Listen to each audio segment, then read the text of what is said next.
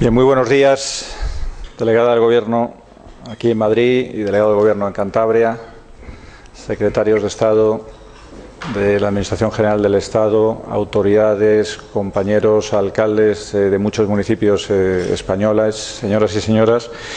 Quiero comenzar agradeciendo, como no podía ser de otra manera, a Executive Forum la amable invitación que nos ha formulado para poder participar en este desayuno informativo y, por supuesto, mostrar mi agradecimiento también a las tres grandísimas empresas que han hecho posible todo esto con su soporte, con su ayuda. Muchísimas gracias a todos y muy especialmente a todos ustedes por dedicar una parte de su tiempo a compartir los problemas de los municipios, que siempre nos viene muy bien. Y quisiera hacer una referencia a todas las personas que desde Cantabria también se han acercado para poder estar junto a nosotros. Bien, el tema en realidad que traíamos es muy denso, tiene mucho contenido, así que creo que lo mejor es entrar en el debate pronto y el tiempo es escaso. Así que me dedicaré a dar unas pinceladas de cómo vemos nosotros desde la Federación y cómo veo yo personalmente también la situación de los municipios en estos momentos, cuáles son los retos y los problemas fundamentales que tenemos, pero sobre todo cuáles son los pasos y los objetivos que tenemos que ir cubriendo a lo largo de los próximos meses. Si tenemos que hacer mención de cuál es la situación actual de los municipios, de las entidades locales en su conjunto, incluidos diputaciones, por supuesto, consejos y cabildos, pues tenemos que necesariamente hablar, en primer lugar, de la suficiencia financiera, o de la insuficiencia financiera, mejor dicho, porque, como decía Voltaire, y en esto estamos todos de acuerdo, todas las entidades locales, cuando se habla de dinero todos pertenecemos a la misma religión. Los problemas de insuficiencia financiera de las entidades locales son problemas que tienen dos vertientes. Uno es una vertiente coyuntural y otro es un problema de carácter estructural, histórico, de las entidades locales.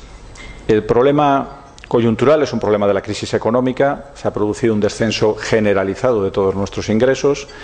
Es cierto que hay en los ingresos ordinarios un descenso muy vinculado al sector de la construcción, de la actividad económica en su conjunto, y podríamos cifrar ese descenso entre el 2007 y el 2011 del entorno del 25%, solo refiriéndonos al impuesto de construcciones o a la participación, por ejemplo, en el IVA. Esto encaja bastante bien con el descenso en el sector de la construcción en lo que se refiere a la aportación al Producto Interior Bruto que se ha producido a lo largo de estos mismos años, que se sitúa también en el entorno del 25%. Si atendemos a las licencias urbanísticas, pues todavía el descenso es mayor, un 60% en el caso de Santander, y no digamos nada de lo que son los ingresos extraordinarios. Los sistemas concesionales, y aquí hay muchas empresas que han trabajado en muchas concesiones administrativas de diferentes servicios públicos, han experimentado un descenso que se sitúa en el entorno del 80%, en el caso de nuestro municipio, Santander, y si nos referimos a venta de patrimonio, enajenaciones de solares, ventas de locales, pues nos hemos quedado prácticamente en la nada. Esta situación se agrava teniendo en cuenta que hay un incremento también de los gastos de carácter social que tenemos que atender como administración más cercana a los ciudadanos. Este es un problema importante, pero quizá no sea el más importante. El problema más importante es un problema estructural, como digo, que tiene tres vertientes. La primera es una muy conocida. Las administraciones locales en estos momentos representamos el 13-14% del gasto público total. Este es el mismo porcentaje que teníamos cuando se inició la democracia. Hay otras administraciones, la autonómica, que ha crecido del 0%, evidentemente, al 35%. Es decir, no se ha abordado el proceso de segunda descentralización y, si bien es cierto que en estos últimos años siempre se había hablado de abordar este asunto de manera paralela y vinculada a la financiación autonómica, lo cierto es que ese mandato constitucional de segunda descentralización nunca se ha llegado a producir.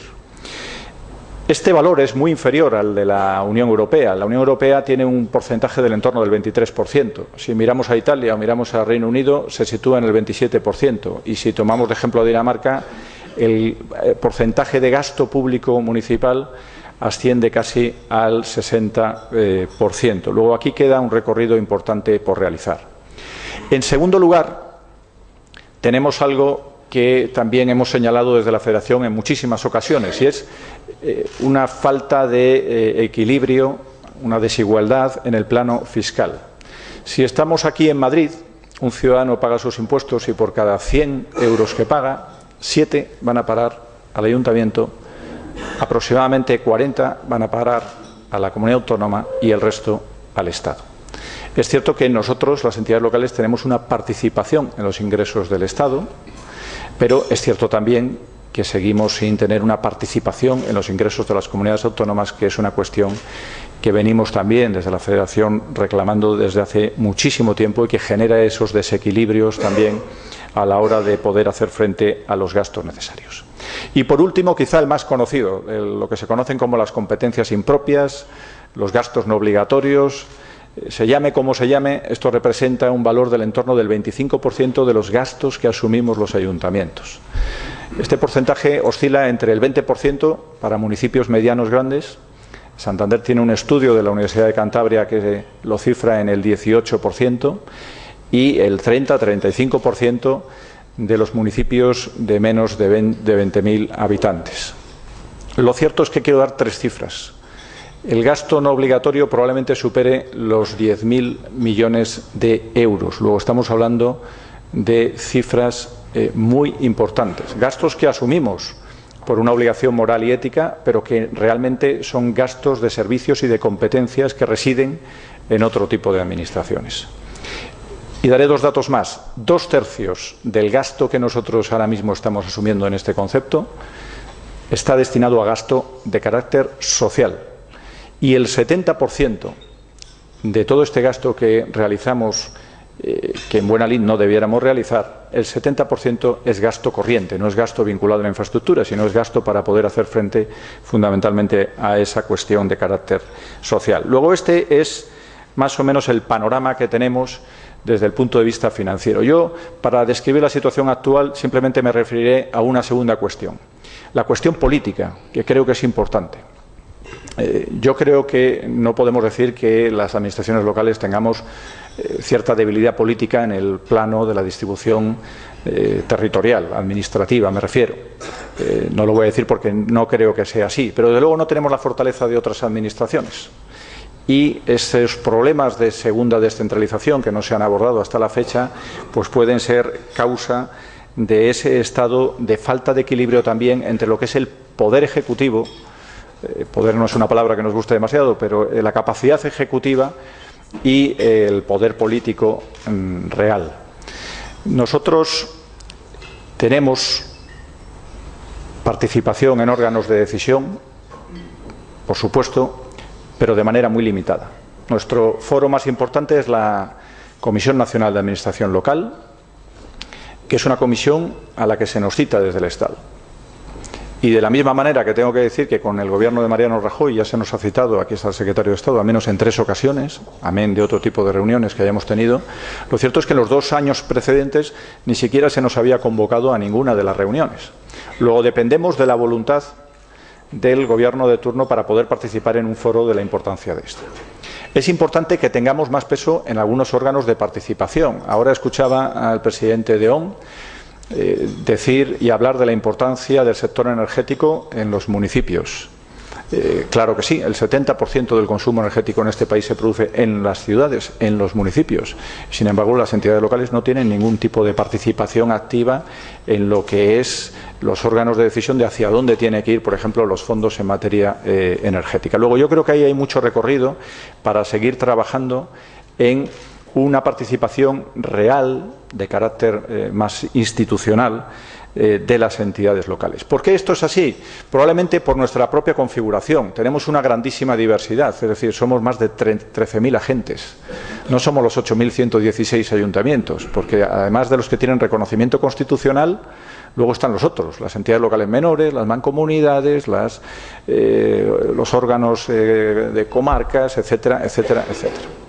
Luego esa diversidad pues no ayuda demasiado a la hora de tener también una mayor representatividad en el plano político. La Federación Española de Municipios y Provincias trabaja, y créanme que lo digo de verdad, y no porque yo sea presidente, sino porque tiene unos profesionales extraordinarios. Aquí está Ángel, su secretario general, y otras personas que trabajan en la Federación, y mi predecesor en el cargo, Juan Ignacio Zoido, hizo una extraordinaria labor extraordinaria labor, el alcalde de Sevilla, trabaja, pero es una asociación.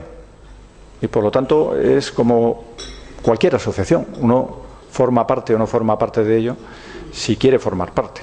Y esa es también una de las causas probablemente de la necesidad de fortalecer en el plano político el papel de las entidades locales. Y por último, nosotros estamos sujetos a una regulación estatal importante.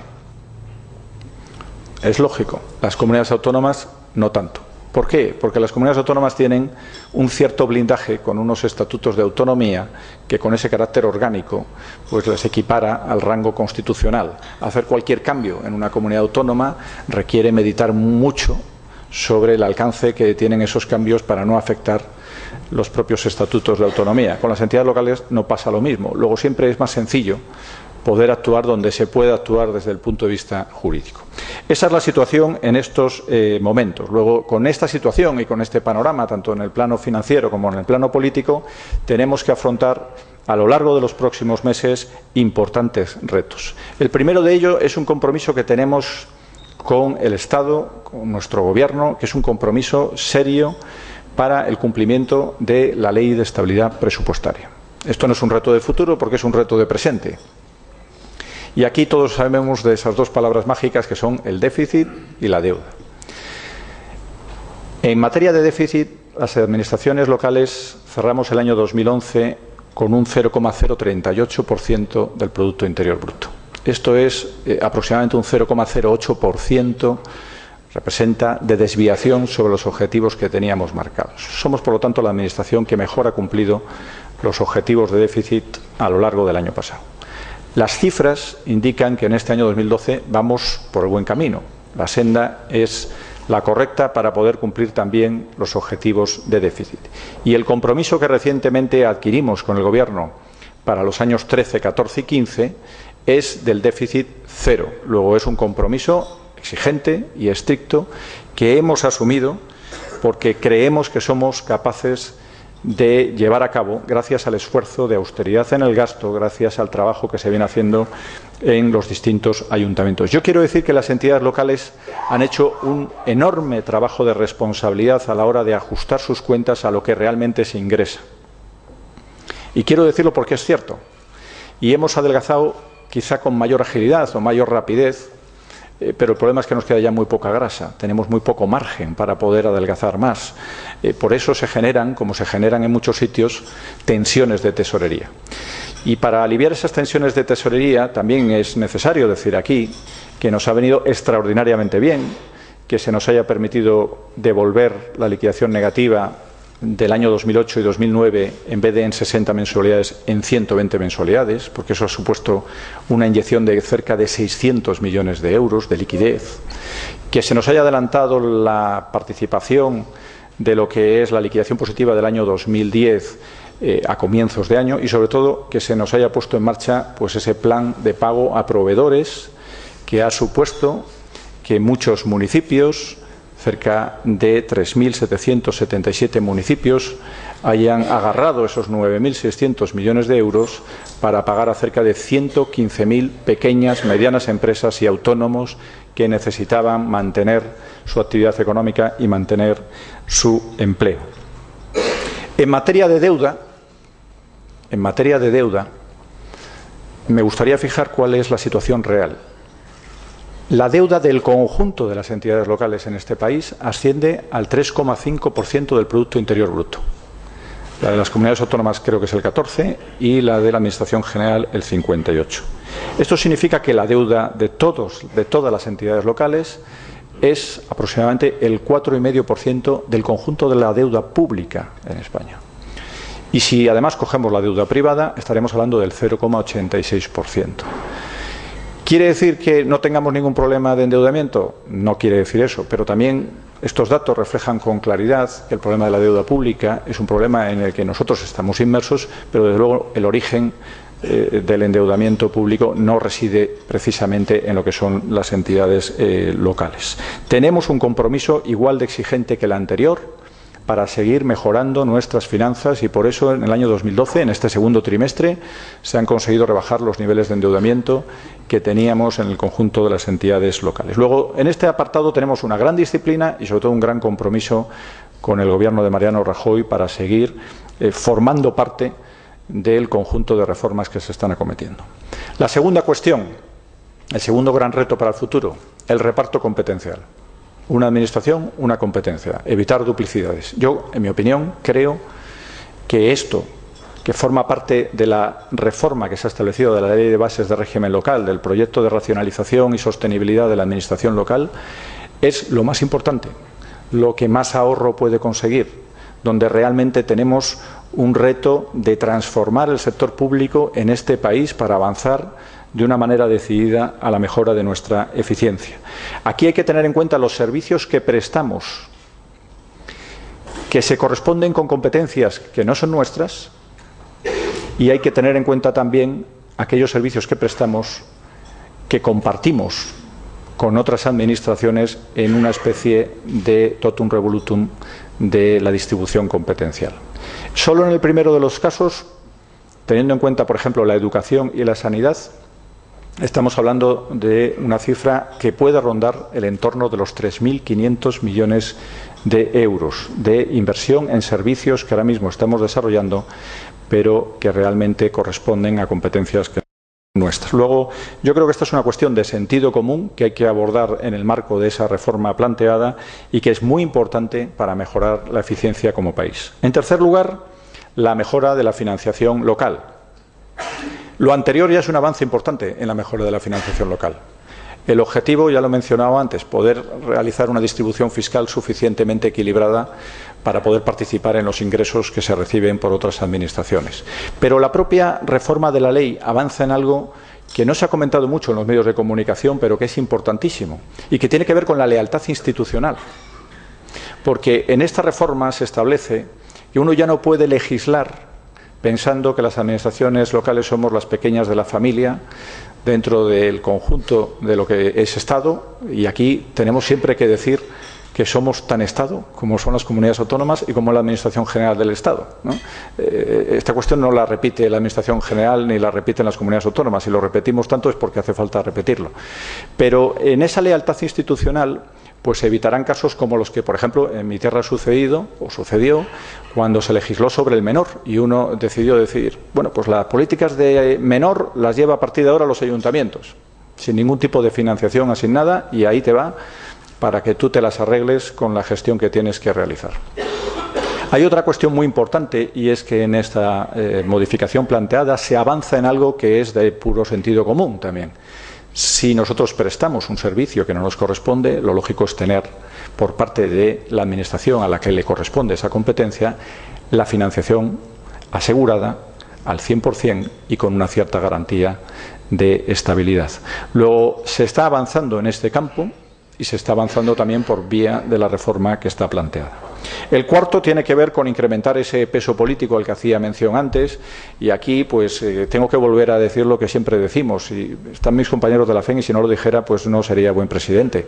Hay que seguir trabajando en la institucionalización de la Federación Española de Municipios y Provincias. Yo creo que el propio órgano, el trabajo que está desarrollando, no solo para los municipios, sino también como interlocutor de las diferentes administraciones, merece que todos hagamos un esfuerzo para avanzar en ese proceso de institucionalización. El quinto, que es un tema importante también y que está en debate público, es avanzar en la mejora de la eficiencia en la prestación de los servicios públicos. Es indudable que todos compartimos que hay que disminuir el coste de los servicios públicos que prestamos. Luego, compartimos también que se haga una reflexión y que se haga un estudio sobre cómo se deben prestar determinados servicios públicos que generan economía de escala y que quizá prestados desde ámbitos territoriales superiores pudieran suponer una mayor eficiencia y un mayor ahorro. Esto merece la pena reflexionar sobre ello, analizarlo y al menos hacer una valoración de cuál puede ser el avance que se haga en este campo. Pero hay otras maneras. la eliminación de trabas burocráticas, y aquí hay también otro secretario de Estado, el de Telecomunicaciones, que tiene que ver mucho también con los avances que se pueden producir en un sector productivo si disminuimos trabas burocráticas, si agilizamos los procesos administrativos, si introducimos la administración electrónica, etcétera, etcétera. Luego queda un recorrido importante en el que la innovación, precisamente, nos puede dar algunas alegrías. La innovación es capaz en estos momentos de mejorar la calidad de determinados servicios públicos, disminuyendo los costes para el ciudadano, y tenemos que abundar en ese proceso que se abre. Y por último, para no aburrirles más, quisiera mencionar algo que quizá no se mencione tanto, porque las entidades locales hablamos generalmente más de financiación porque es nuestra urgencia, ¿no? Es la enorme capacidad que tienen las entidades locales, los ayuntamientos, las diputaciones, las islas, para poder generar actividad económica, para producir empleo, para desarrollar sectores productivos que son muy importantes para el país. Y la enorme responsabilidad que la tenemos. Tenemos nuestras capacidades y nuestras limitaciones, pero tenemos una responsabilidad con este país para mejorar su competitividad en colaboración estrecha con las reformas que ya se están abordando y con el resto de las administraciones públicas. Tenemos capacidades y la innovación es un ejemplo claro. Tenemos que seguir avanzando en colaboraciones público-privadas y tenemos también que avanzar en la colaboración entre ciudades, porque la unidad es un factor fundamental para poder abordar desde las entidades locales muchos de estos proyectos. La Federación es un ejemplo, pero la Red Española de Ciudades Inteligentes también es un ejemplo de cómo se pueden compartir proyectos entre varias ciudades con un objetivo común, que sea el de considerar que el problema de España es un problema de los municipios, es un problema de las entidades locales que tenemos que resolver también con nuestra colaboración. Y finalizo con dos reflexiones casi más personales que como presidente de la Federación de Municipios. La primera es que para abordar este apasionante y complejo proyecto político es necesario el acuerdo. El acuerdo político en estos momentos, en este asunto de trascendencia nacional, creo que es completamente imprescindible. A mí me gustaría poner de ejemplo la Federación de Municipios. Aquí está su vicepresidente primero, el alcalde de Vigo, y sabe, como sabemos muchos de los que participamos en la Junta de Gobierno, en donde estamos pues todos los colores políticos, y ahí está CiU, PAR, Izquierda Unida, el PSOE, PP, etcétera, etcétera. Todos los acuerdos que adoptamos, los adoptamos por unanimidad, desde la visión de que esa unidad política también nos da una mayor fortaleza en nuestras propias reivindicaciones. Yo creo que es enormemente positivo el proceso también que se acaba de iniciar de contactos entre los dos principales grupos políticos en este país. Yo agradezco a Manolo Cobo también, por mandato de Javier Arenas, ese trabajo que está haciendo, porque creo que ese acuerdo sería muy positivo para el conjunto del país. Y la última reflexión tiene que ver con la política. Es necesario poner en valor la política, y la política en tiempos de crisis todavía es más importante. Yo he tenido la oportunidad en estos pocos meses de ver el enorme trabajo de muchos concejales y de muchos alcaldes que están haciendo grandes esfuerzos y grandes sacrificios, incluso personales, para poder sacar adelante sus municipios con una clarísima vocación pública, trabajando desde la ejemplaridad, con honestidad y con mucho esfuerzo. Y por eso no creo que sea muy positivo tener el ataque permanente que se hace al sector político, la asignación de todos los males a los políticos, ni estar permanentemente bajo sospecha. Hay que ser exigente y muy exigente con los políticos, por supuesto, pero también es cierto que es necesario que la política se nutra de personas preparadas y que el talento no abandone la política, porque es muy importante para abordar también con sensatez, con sentido común, el proceso tan relevante para este país que tenemos por delante. Y en ese plano, en esa tarea, la Federación Española de Municipios y Provincias, por supuesto, estará al servicio no solo de los municipios, diputaciones, consejos y cabildos, sino del conjunto de las administraciones de este país. Muchísimas gracias.